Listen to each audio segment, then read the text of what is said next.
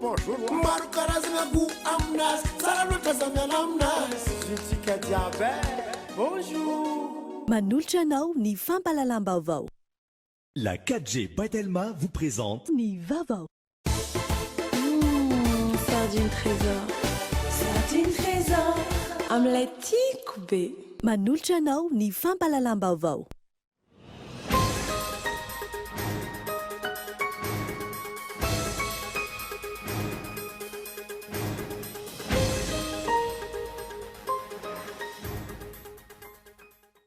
Ny fitondram-panjakana amin'ny alalan'ny ministeran'ny fanadarenan'ny tany ny toeram-ponena na ary ny asa vaventy no tomponantoka amin'ny fanamboaran-dalana ny sisin-dalana eto Antananarivo amin'izao fotoana izao raha ny nambaran'ireo ben'ny tanàna nanaovana fanadihadiana.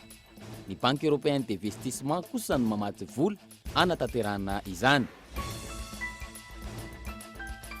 Niditra tamin'ny andro fahatelo sady farany ny rally motule andehan'ny faharoa. Épreuve spéciale miisa 5 no nitotosaina tamin'ity androany ity. Masindray ka hatrany Ankatinandriana no lalana tamin'izany. Any ivelany, mizara roa ny ao Suisse amin'izao fotoana izao ary mety handresy ny eny izay mankatoa ny fanamafisana ny lalàna ahafahana mitazona basy. I Suisse izay firenena ahitana basy maro indrindra ary olona 3 amin'ny 10 no manana izany any an-toerana. Ny andinindin'ireo avy hatrany ary.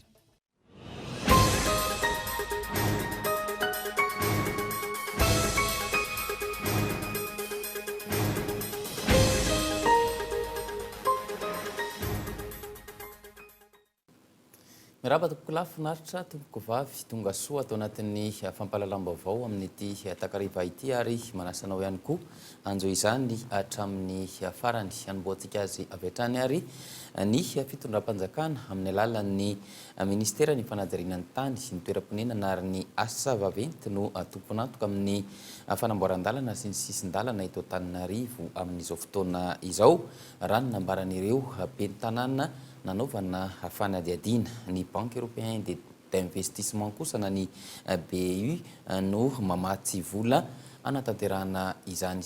Araha avy hatrany ary ny fanadihadiana. Mitoy ny fanamboarana ny fotodrafitrasa ataon'ireo orinasa nahazo ny tsena ka manamboatra ireo sisin-dalana sy lalana eto Antananarivo mivoaka amin'ny lalam-pirenena toa ny RN1, RN2, RN3, RN4 ary ny RN7. Eo ihany koa ny lalana Enitos sy Avarabohitra. Ireo lalana ireo izay mitotaly 770 kilometatra ary mitety bidy 70 tapitrisa euro ny fanamboarana izany.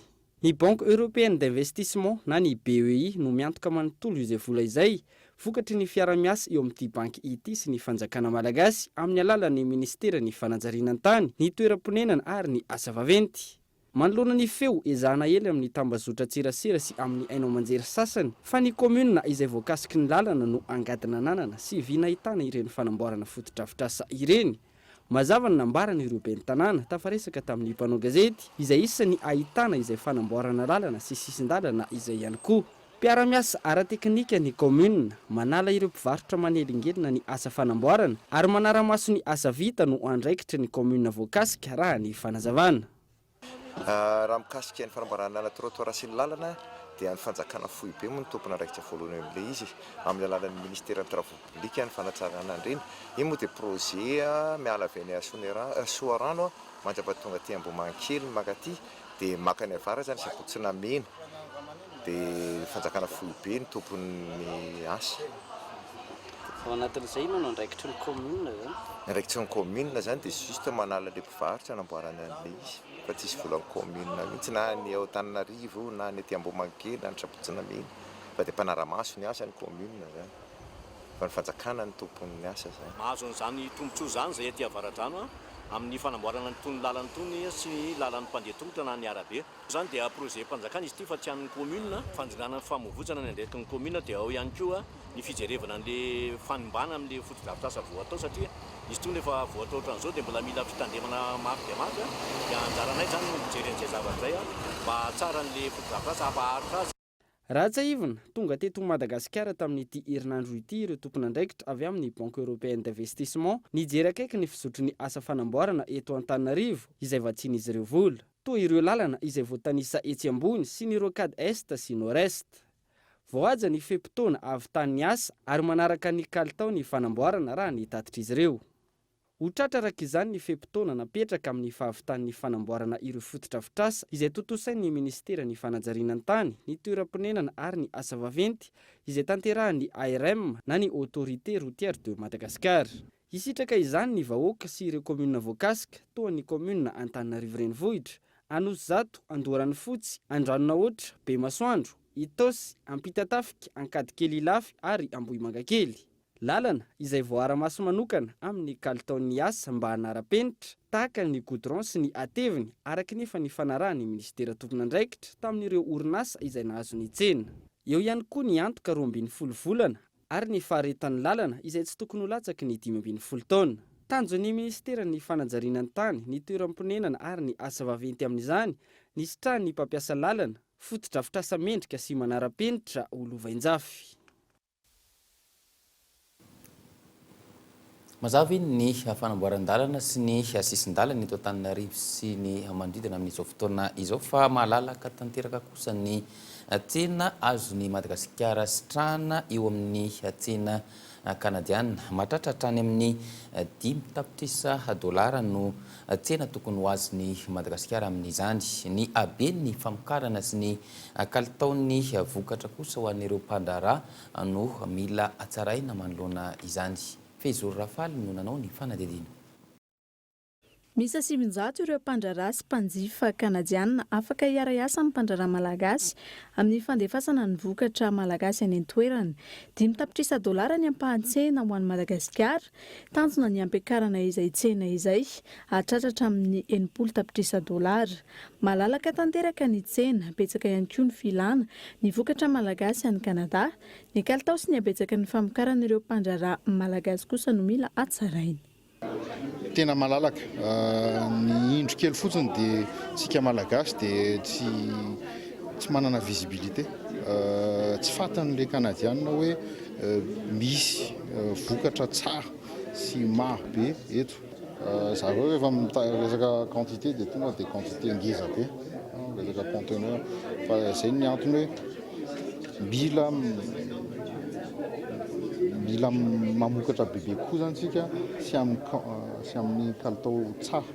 Ireo akora tsy mora simba sy azo tehirizina vokarina eto amintsika ankilany no isan'ny tadiavin'ny tsena kanadiana. Les critères, les barrières à l'entrée. Raha hoe produit frais zao no sélectionné dia sarotra be ho antsika malagasy satria lavitra le izy. Mety hoe raha hoe mandefa conteneur any Canada ianao mety eo amin'ny 30 na 40 hoe volana ray 30 à 45 jours zany vao tonga any. Nefa ny raha hoe manao huile essentielle ianao na manao grain sec ianao voamaina zany na resaka épices dia tsy périssable izy, tsy solana zany. Dia ny artisanat koa anatin'izay tsy hoe misy hoe péremption na hoe mitoloha anaty conteneur le entana. Zay zany ny antony hoe secteur reo tena safidy. Betsaka ihany koa ankoatra izay ireo dingana rano amin'ny fandranana entana ny ivelany antony ilana ny tantsoroka atao amin'ireo orinasa madinika eto amintsika izay mikasa ny hanondrana entana ny Kanada.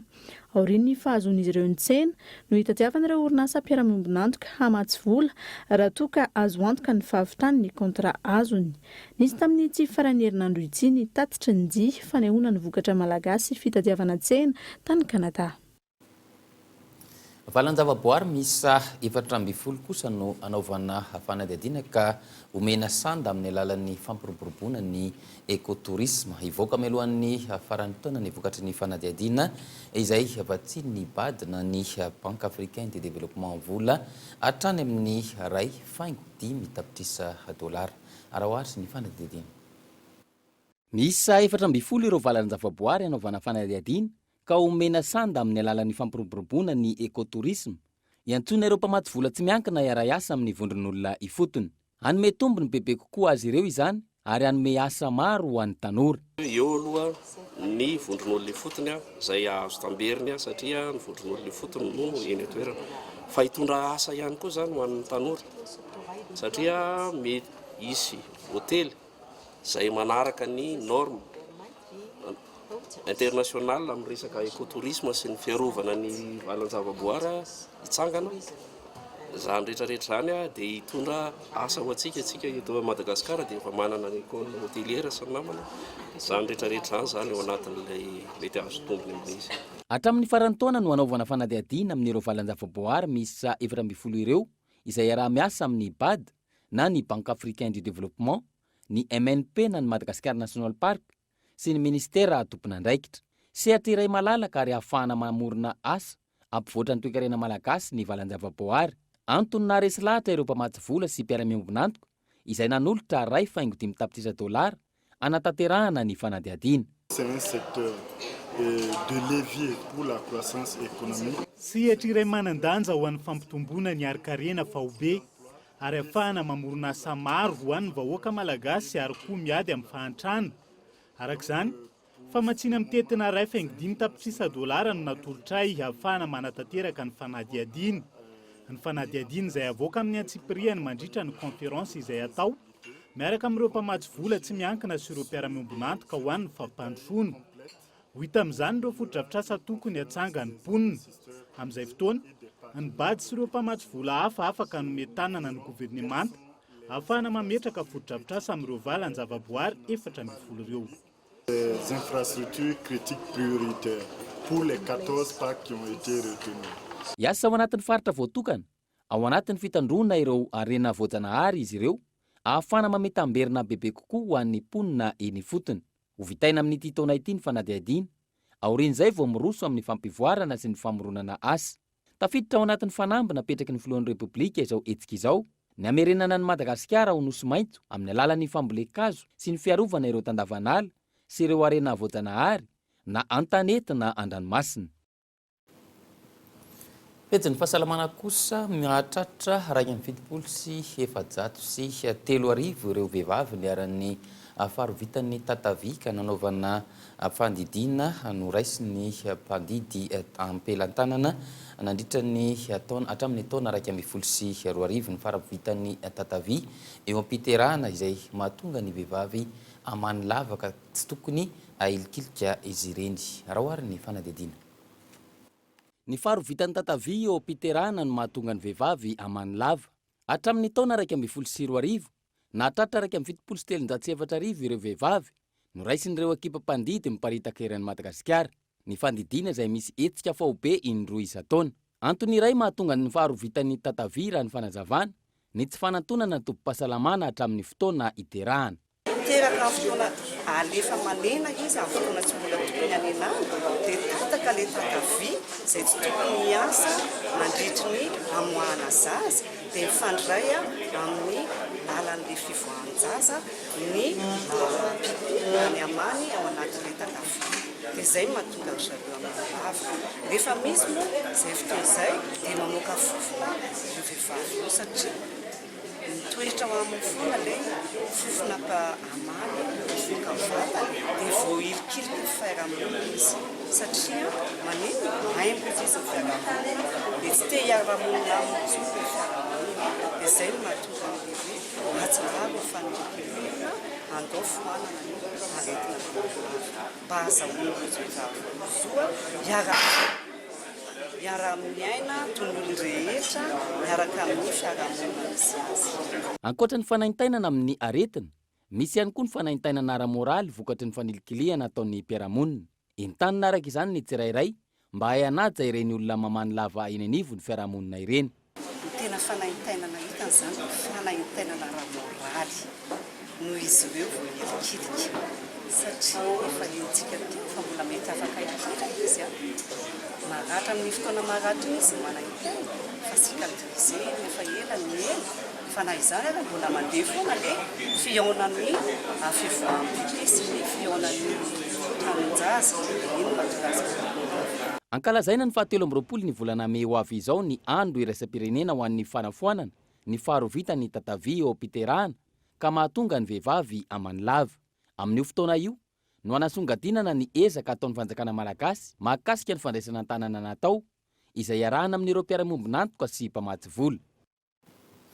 resaka any amin'ny faritra kosa ny Maheva tanàna manany sy ny fipoahana sosialy ireo tangalamena any an-toerana amin'izao fotoana izao. Mety tsy voafehy intsony ny ponina raha ny fanazavan'izy ireo raha mitohy ny olana ary tsy misy ny famahana izay olana mitranga any an-toerana izay manoloana ny fomba fiasan'ireo mpiasa mpanjakana sasany. Arahoary ny fanadihadiana. Fahafatesan'olona roa tao amin'ny kominina Madiro Mirafy sy fahafatesan'olona iray tao amin'ny kominina Ambonivohitra Maheva tanàna no ny andohany disadisa. Olona 7 ny voasambotra tamin'izany saingy tsy nisy nahiditra ponja afa-tsy iray. Efa nivoaka nefa ny didim-pitsarana raha ny fanazavana ary olona 8 no voaheloka mandramaty. Nijoro manoloana izany ireo tangalamena saingy izy ireo indray no nianjehana taty aoriana. Araka izany, niakatra eto Antananarivo renivohitra ametraka taratasy fitarainana amin'ny tompon'andraikitra ny solotenan'izy ireo ary mangataka ny mpitondra andefa olona hanao fanadihadiana ifotony. Ka izany zavatra izany iangaviana impitondra aty ambony, indrindra ny président de république, premier ministre, ny ministre fitsarana akaiky mikasika ty raha mampisavora mandrana mikasika le tangalamena sandoka zay milaza azy tangalamena mahitanana akoatra ny tangalamena zay manataratasy ara-dalàna ty. Miasarotra ny toetra raha any an-toerana hoy ny solotenan'ny ponina ary mety hisy fipoahana sosialy raha tsy misy fandraisana fepetra ao anatin'ny fotoana fohy. Ka mba mangataka anareo fanjakana Maheva ambaratonga indrindra fa Andriamatoa président sy ireo ministra izay voakasika izao raha zao mba hijery akaiky any fotony izao zavatra zao satria efa manomboka misy avorovory tsikelikely le vahoaka amin'ny tanàna ka sao de sanatria efara amin'ny filaharam-bahoaka ary efa nisy fangatana an'izany mihitsy ary fa mandeha pahendrena le vahoaka satria mbola anatin'ny fotoana propagande zao. Tamin'ny andro ny fitondrana teo aloha no nitrangany olana raha ny fanazavana ka mbola tsy voava hatramin'izao. Velim-panantenana nefa ankilan'izay ny ireo ponina any an-toerana noho ny fahitana ny finiavan'ny mpitondra sy ireo mpikambana eo anivon'ny gouvernement tamin'izao fotoana amany olana manjaty amin'ny vahoaka malagasy. Eo amin'ny lafiny fandriampahalemana ohatra, efa hita taratra ny fiovana, miverina tsikelikely ny filaminana, miena ny fanafiana sy ny asandahalo.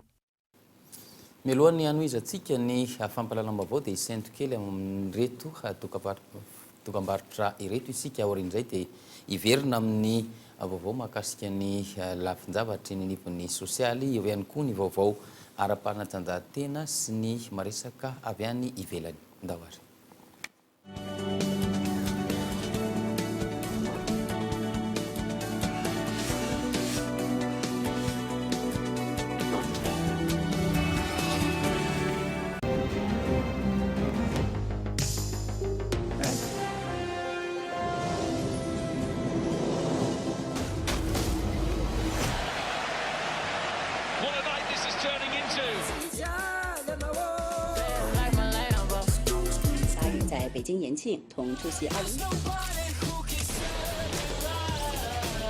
Les meilleurs divertissements méritent la fibre by Telma. Accédez à tous vos contenus préférés en illimité avec la fibre by Telma à seulement 249 milliards par mois. Rendez-vous en Telma Shop.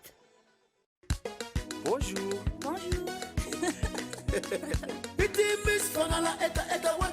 Je suis en poudre en un sachet, dans un riche en vitamine C. Bonjour. Bonjour. Bonjour. Bonjour. Mon patanzaka, j'aime souka samba samba cha. Bonjour. Bonjour Nariwe. Bonjour. Bonjour. Marukarazina gu amnas, sarabota zamyan amnas. Je suis Kadiabe. Bonjour.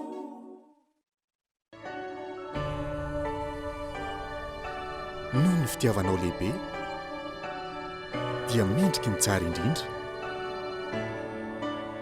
Or, argent, pierres précieuses, collier avec pendentif en argent, 15 000 $, bijouterie Tur Sergio, Victoria Plaza Antanmen, box A07, avant Saint-Herbert, box F003, F207, pavillon 427 à Nalagué, bijouterie Tur Sergio, le paradis des bijoux. Sardine trésor, sardine trésor, sardine trésor, sardine matchia sardine trésor. Mety be miaraka amin'ny salady, mofo na hoe atao goûter nenkizy. Sakafo rehetrarehetra hasoandrala ela miaraka amin'ny tsakitsaky. Sardine trésor, qualité nazy tsara, riche en oméga. Ilaina be rehefa mifety indrindra moa fa miaraka amin'ny fianakaviana. Sardine trésor. amin'ilay tiako be sahirana mafitra matoa be izany jereo tia izy misolitiky ny saribao toditra ny setroka miasa mafy fa iramatora sokosa dia milamina tsara satria ny safidina ampiasa ny saribao dozem izay azo avy amin'ny teknika no atsaraina mitsitsy mateza tsy be vovoka ny saribao dozem manaja ny tontolo iainana satria mampiena fanapahana azy ny fanamboarana ny saribao dozem saribao dozem manova ny fiainanao. Nous sommes heureux de vous retrouver dans Good News. Toujours pas réabonné au bouquet Canal+? Alors laissez-nous vous faire découvrir la chaîne Novelas TV gratuitement les 16 et 17 mai. Vous aurez l'occasion de suivre vos séries préférées et notamment les tout premiers épisodes de Diamant Noir pendant 2 jours. Dès le 16 mai, rallumez votre décodeur et rendez-vous sur la chaîne Novelas TV sur le canal 27. À bientôt!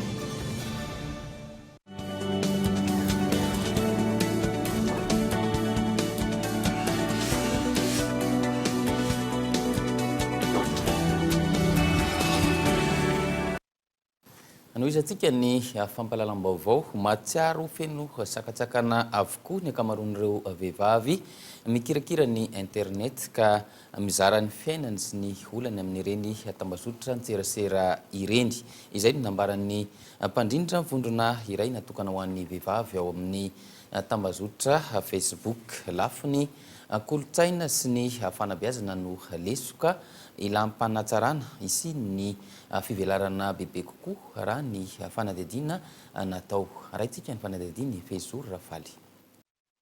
Tambazotra iray tsy azo ny fiarahamonina iodivirana intsony ankehitriny ny Facebook mikirakira sy maneho hevitra anatin'izany avokoa ny sokajin'olona rehetra. Misy amin'ireo vondrona ao anatin'ity tambazotra ity no natokana ho an'ny vehivavy. Ho an'ny mpandrindra nanaovana fanadihadiana, mahery ny antsasa-manila n'ireo mpikambana no mahatsiaro voagetsy eo amin'ny fiainana noho ny antony samihafa ka hita taratra ao amin'ity tambazotra nitserasera ity. Tena mbola bloqué aloha ny akamaroany amin'ny akapobeany be dia be ny hoe tsy avelan'ny vadiny na manao Facebook akory ary na manana telefona dia mangalatra manao compte izy dia mandefa aty mba ahafahany maka torohevitra. Be dia be ny voateritery ny fiarahamonina hoe fiarahamonina manapa-kevitra ny amin'ny fiainany be dia be ny tsy miteraka voatebaka amin'ny fiarahamonina be dia be zany tsapa ihany hoe frustré anefa ety ivelany zareo tsy maneho an'izay endrika izay tsy mahazo miasa ny sasany dia izay maha hoe somary frustré an'ilay olona sasany. Misy ihany koa nefany no tsapana hoe épanoui ao anatin'ilay fiainany manambady. Ny lafiny ara-kolotsaina sy fanabeazana no ilana fanavaozana isiny ny fivelarana bebe kokoa amin'ny maha olona sy ara-tsaina ho hiatrany ny fanazavana. Kolotsaina sy fomba ny hitaizana hatramin'izay satria na ny vehivavy samy vehivavy ihany arany dia efa mifanambany sy raha ohatra hoe misy anankiray mivoatra dia misy sasatsasany hoe maningana miseho amin'ilay any le tokony hovaina zany. Ankoatran'izay koa fanabeazana ny zanakalahy tena zava-dehibe dia ireo renim-pianakaviana ireo ny entanina ny fitaizana ny zanany hoe zao mba lalana hitondrana anazy mba rehefa lehibe ilay zanakalahy tsy ho frustré ny vadiny fa hainy hampivelatra ny vadiny mba rehefa lehibe ilay zanakavavy anana fahatokisantena kokoa anefa mametraka ny vadiny oloham-pianakaviana. Nisy tamin'ity herinandro ity ny fampahafantarana ny torohevitra sy fiofanana ho an'ny vehivavy andrindrana ny fiatrehana ny fiainana amin'ny ankapobeny. Isan'izany ny fiatrehana ny asa, tokantrano, fitaizana sy ny maro hafa, eo ihany koa ny fahafaizana ny fihetseham-po manoloana ny rotoroton'ny fiainana ankehitriny. Ny pejy ny fanatsanjahantena indray kosa niditra tamin'ny andro fahatelo sady farany ny rally motule andiany faharoa. Épreuve spéciale misa 5 no nitotosaina tamin'ity androany ity. Masindraika hatrany kadinandrina no lalana tamin'izany. Arahoary ny fanadihadiana.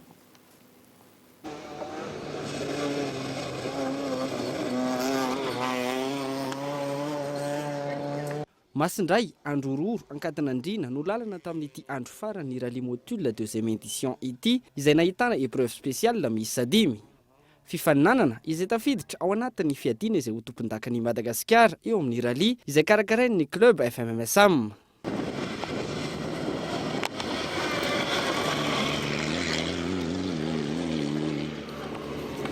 Raha teo amin'ny vokatra ofisialy ny ekipage baona sy ny anjara no nandrombaka ny amboara izay nitondra Subaru Impreza.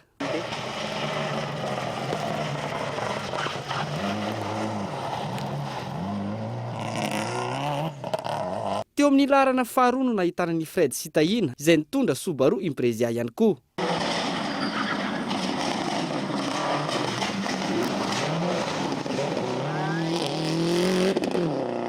Teddy sy Herman no teo amin'ny larana fahatelo nitondra Ford Ranger.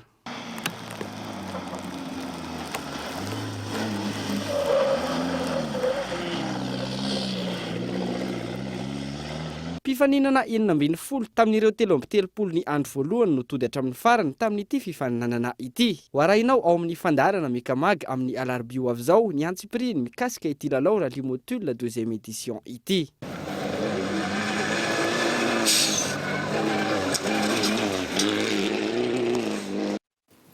Ny pejiny izay fanatanjahantena izay hatrany tonga eto amintsika ny iraky ny FIFA manantanteraka fitsidihana izay entina hanadiadinina handiniana sy anomanana ny fifidianana ny filohan'ny federasiona malagasy ny baolina kitra, eo ihany koa ny fanatsarana ny baolina kitra malagasy. Henri Florien no nanao ny fanadiadiana.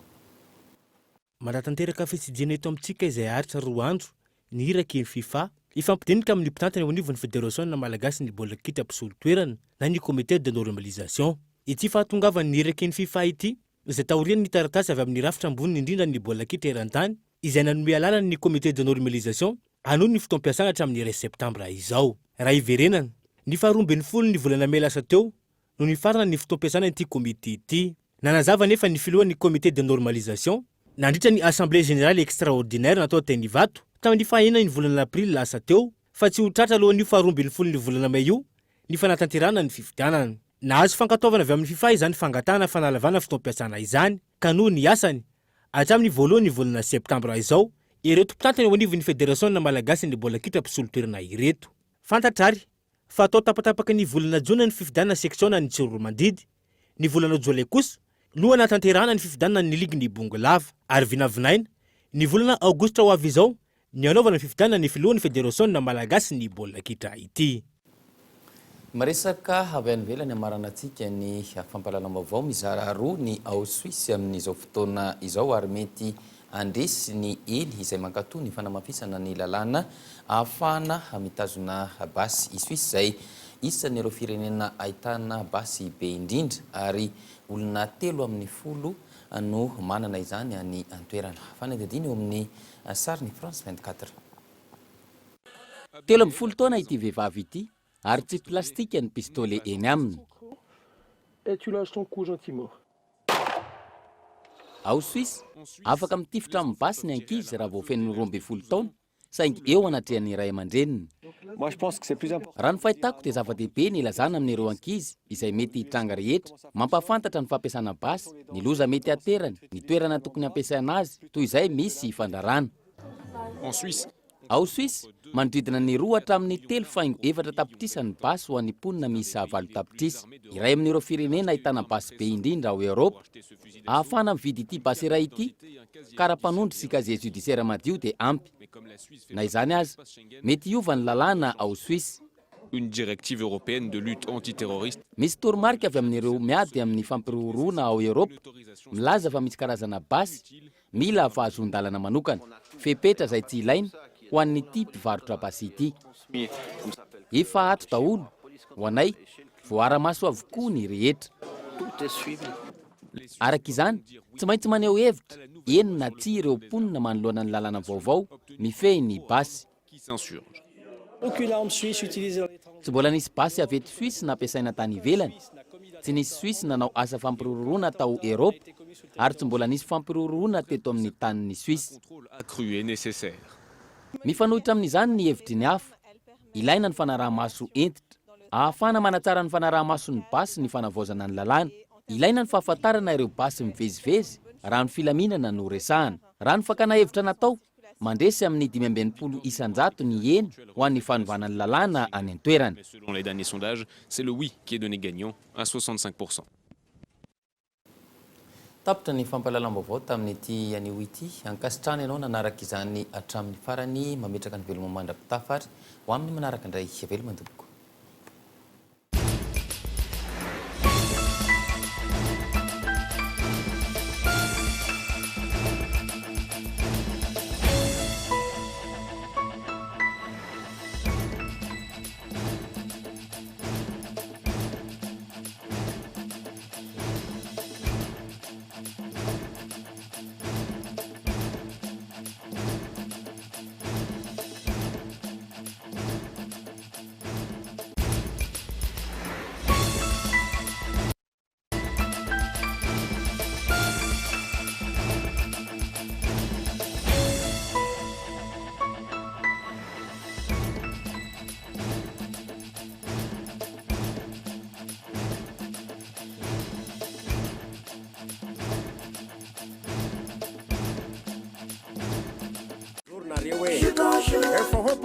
Maro karazana go aminazy tsara loatra zamiana aminazy zitsika jiaby.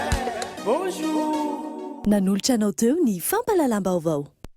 La 4G Baitelma vous a présenté Ni Vavao. Sardine trésor. Sardine trésor. Omelette Koubé. Nanolotra anao teo ny fampahalalam-baovao.